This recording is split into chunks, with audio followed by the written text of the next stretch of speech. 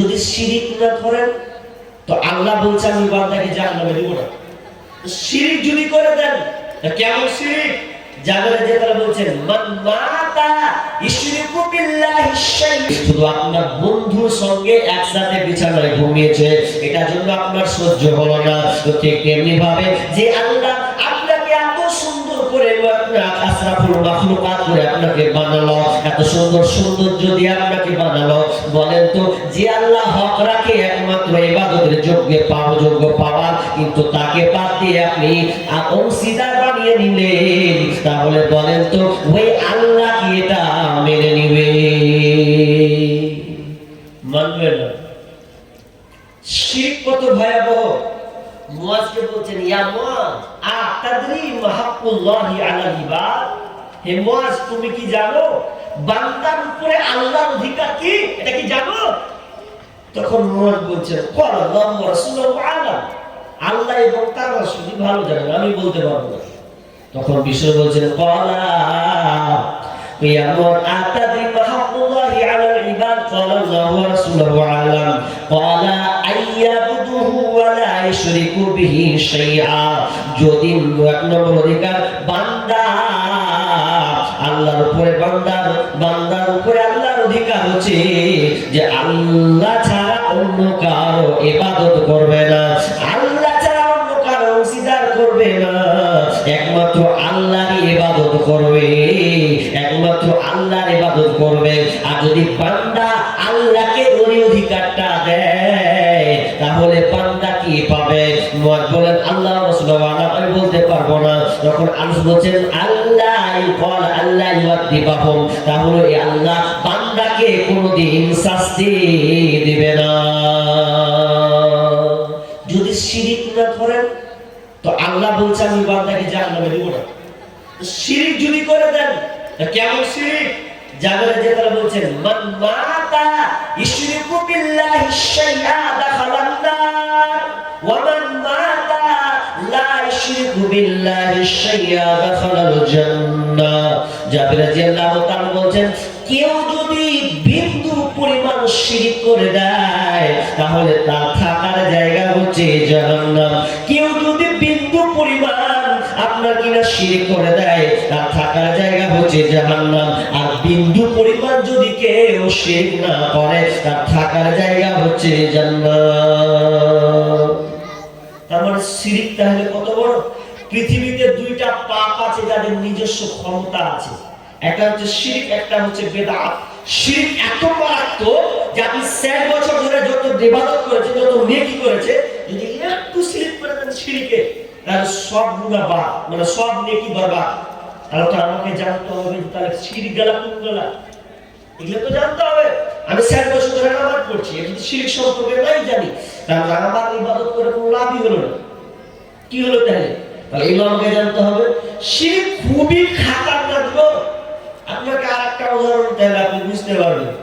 এখানকার লোক আপনারা চাষি মানুষ, চাষ করেন তো নাকি? তো বুঝা যাচ্ছে চাষি মানুষ আছে। আচ্ছা, চাষ করতে গিয়ে প্রথমে যদি ঘাস হয়ে যায় তো ঘাস থাকলে আপনারা কি করেন? ঘাসকে মারেন না মারেন না? মারেন তো, বিষ মারেন তো, বিষ মারেন দিয়ে আবার চাষ করেন ভালো করে। একটা লোক ওই বিষ মারবে, ঘাস মারার জন্য কি করেছে, বিষ আনতে যাবে বাড়ি থেকে, মানে বের হচ্ছে দোকান যাবে। তো দোকান যখন আনতে যেছে তখন বিবি বলছে আজি কোনে যাচ্ছো? যে কেন স্যার বলে যাচ্ছি, বলছে ওগুলো যা কিছু করো গা, এক কাজ করো, তোমার বেটা খুবই জ্বর, একটা সেরাপ বলা নিয়ে আসিও। ও ঠিক আছে নিয়ে আসবো। এবার ও দুটা কাজ করছে। কটা কাজ করছে? একটা মানে ঘাস মারা বিষ, আর একটা হচ্ছে জ্বরের ওষুধ। ভালো করে বুঝো উদাহরণটা, শিরিকটা খুব ভয়াবহ। এবার ওরা কি করলো, ওই লোকটা তখন বাড়ি থেকে বেরিয়ে দোকানে যে একদম নিয়ে নিল, এই বিষ মারা এই দাও তো, ঘাস মারা বিষ দাও। বলছে কোনটা নিবে? এটা একটা নিল, দাম লাগবে 250। নিল একটা কোটা নিল। এবার নিয়েও চলে গেল ফার্মেসিতে বলছে ভাই একটা প্যারাসিটামল দিন ভাই, সেটা বাচ্চা ছেলে। বলছে লেন, আচ্ছা দিয়ে দিল। এবার দেওয়ার পরে দুটা নিয়েও বাড়ি চলে গেছে। এবার বাড়ি যখন চলে গেছে তো আঁকাবাক মানুষ ফের মাঝে তোর আলমারিতে দুটো একসাথে রেখেছে, এতে এতে দেখি দুটো রেখে তাড়াহুড়া করে আবার মাঠের দিকে চলে গেছে।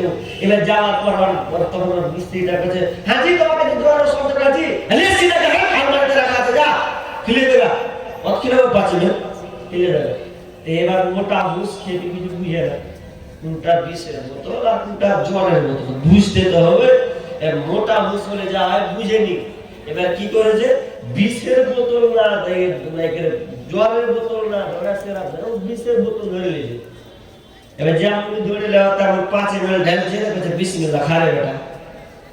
আচ্ছা কহেন তো আপনারা কহেন, বিসমিল্লাহ করে যদি খাওয়ায় ছেলেটা বাঁচবে না মরবে? হ্যাঁ আমার ভাষা বুঝতে পারছেন কি? মরবে। তো ভুল করে দেখাবেছে কেন মরবে? ভুল করে যাবো তো নিয়ে দেখাবেনি, ও মনে করেছে এটা ওষুধ, ওষুধ জ্বরের ওষুধ, ওর তো ভুল করে খেলিয়ে দিয়েছে ভাই। কিন্তু না, যতই হাজার ভুল করে খাওয়া ওর কোনো কায়দা নাই। ভালো করে শোনেন, উদাহরণটা আপনি জানা তারা মনে করিয়েন না। আপনি ভুল করে খাওয়াইয়েছেন আপনার ঘাস মারা বিষের বোতল, এখন ছেলেটা মারা যাবে, এটা আপনার 1 নম্বর ভুল। দ্বিতীয় কথা হচ্ছে আল্লাহ তাআলা চাইলে সন্তানটাকে বাঁচিয়েও দিতে পারে।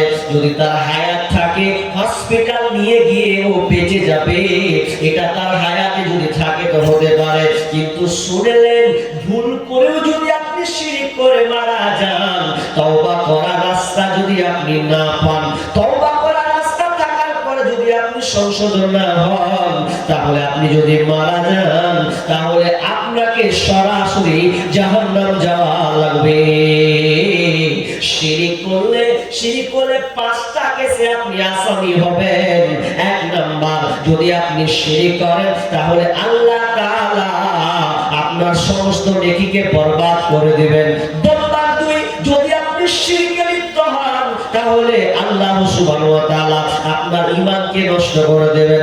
নাম্বার 3, যদি আপনি শিরকে লিপ্ত হন তাহলে আপনার জন্য জান্নাত হারাম। যদি আপনি শিরকে লিপ্ত হন তাহলে আপনার জন্য জাহান্নাম অবধারিত, আর আল্লাহ তাআলা আপনাকে ক্ষমা করবে না। তার মানে আপনাকে 5টা কেসে ঝুলতে হবে সামান্য একটা শিরক করার কারণে। আবু জাহল রাদিয়াল্লাহু তাআলা আল্লাহ রাসূলের সঙ্গে যাচ্ছেন, যেতে যেতে যেতে যেতে এক জায়গায় আল্লাহ রাসূল বলছেন, আবু জাহল তুমি এখানেই থাকো রে আবু জাহল, আমি গেলাম পাশে, এখানেই তুমি থাকবে। বুখারীর হাদিস। আবু জাহল কিছুক্ষণ পর তিনি আওয়াজ শুনতে পাচ্ছেন যেন আল্লাহ রাসূল কোন ব্যক্তির সঙ্গে যেন কথা বলছেন, কথোপকথন চলছে। এমন সময় আল্লাহ রাসূল এসে বলছেন, লোকটা যদি চুরিও করে, লোকটা যদি ব্যভিচারও করে, লোকটা যদি চুরিও করে, লোকটা যদি ব্যভিচার করে, এরপরেও সে জান্নাতে যাবে। কথাটা কেমন? বলছে লোকটা যদি চুরি করে, লোকটা যদি ব্যভিচার করে, লোকটা যদি চুরি করে ব্যভিচার করে, এরপরে লোকটা জান্নাতে চলে যাবে। আবু জাহল বলছে, আপনি কার সঙ্গে কথা বলছেন? বলছে জিবরিলের সাথে। জিবরিল কি বলছে? বলছে কেউ যদি শিরক না করে মারা যায়, কেউ যদি শিরক করে না মারা যায় তাহলে লোকটা জান্নাতে যাবে। তো আমি জিবরিলকে জিজ্ঞাসা করলাম, আচ্ছা বলো, লোকটা যদি চুরি করে জান্নাতে যাবে? হ্যাঁ। লোকটা যদি ব্যভিচার করে জান্নাতে যাবে? বলছে হ্যাঁ। তো আমি কথাটা 3বার বললাম, তাও বলছে হ্যাঁ। আচ্ছা আপনারা বলেন তো, এবার আপনারা বলেন, বলছে সালাম ঠিকই মৌকা পেলেন, চুরি করে জান্নাতে যাব। হাদিস কিন্তু সম্পূর্ণ শেষ হয়নি, ভালো করে বুঝুন। আল্লাহ রাসূল কেন এই দুটো কথা তুলে ধরলেন জানেন? যে চুরি করলেও জান্নাতে যাবে, ব্যভিচার করলেও জান্নাতে, কারণ এগুলা হচ্ছে কাবিরা গুনাহ। কাবিরা গুনাহ, কাবিরা গুনাহ করার পরও জান্নাতে চলে যাবে। কেমন দেখেন, পৃথিবীতে 3টি বড় পাপ আছে, যে পাপ করলে তার শাস্তি হচ্ছে সে হত্যার যোগ্য, তাকে মার্ডার করতে হবে, তাকে কাতাল করতে হবে। 1 নাম্বার, কেউ যদি ইসলামকে ত্যাগ করে দেয়, ইসলাম মানব না, আমি অন্য ধর্মকে মানব, তাহলে ওই লোকটাকে কাতাল করতে হবে, ওই লোকটাকে আপনাকে শাস্তি দিতে হবে, ও হচ্ছে হত্যার যোগ্য। ও ইসলাম মানলো না, এবার যদি লোকটা ভুল করে তারা কি করতে হবে? হত্যা করতে হবে। নাম্বার 2, দ্বিতীয় নম্বর কথা হচ্ছে যে লোকটা যদি বলে যে আমি ভুলে গেছে, আমি ইসলাম ছাড়বো না, আমার মেনে নিলাম, তাহলে তার বাঁচার পথ আছে, জায়গা ওকে মুক্তি দেওয়া হোক, ছাড় দেওয়া হোক, বেঁচে যাবে। নাম্বার 2, আর একটা পাপ জঘন্য আছে, আপনি যদি কাউকে কাতাল করেন, হত্যা করেন, তাহলে আপনাকেও হত্যা হতে হবে। এটা হচ্ছে ন্যায় বিচার। আপনি কাউকে কাতাল করলেন, মেরে ফেলে দিলেন, মারা, তাহলে আপনাকেও করতে হবে। এটা হচ্ছে বিচার। এখন বাঁচার পথ নেই তো আছে। এটা কেমন আছে? তার পরিবার যদি আপনাকে বলে জায়গা আমার বেটাকে মেরেছে, আমার বেটারই ভুল ছিল, তো চল আমরা ক্ষমা করে দেবো লোকটাকে, তাহলে আপনি খালাস, আপনি বেঁচে গেলেন, বাঁচার পথ আছে। কিন্তু নাম্বার 3, যদি কোনো ছেলে কিংবা মেয়ে, বুখারী মুসলিমের হাদিস, কোন ছেলে কিংবা মেয়ে বিয়ে করেছে, বিয়ে করার পর যদি জেনায় চলে যায়, ব্যভিচারে লিপ্ত হয়ে যায়, এবং 4টা সাক্ষী যদি তার সামনে পেশ করা হয়, যদি প্রমাণ হয়ে যায় যে এই মেয়েটা ছেলের সঙ্গে ব্যভিচার করেছে, এই ছেলেটা মেয়ের সঙ্গে ব্যভিচার করেছে, তাহলে ওর বাঁচার কোনো পথ নাই। কেউ তাকে বাঁচাতে পারবে না, পৃথিবীর কেউ তাকে বাঁচাতে পারবে না, কারণ সে অন্য মেয়েকে ধরতে গিয়ে ধরা পড়েছে।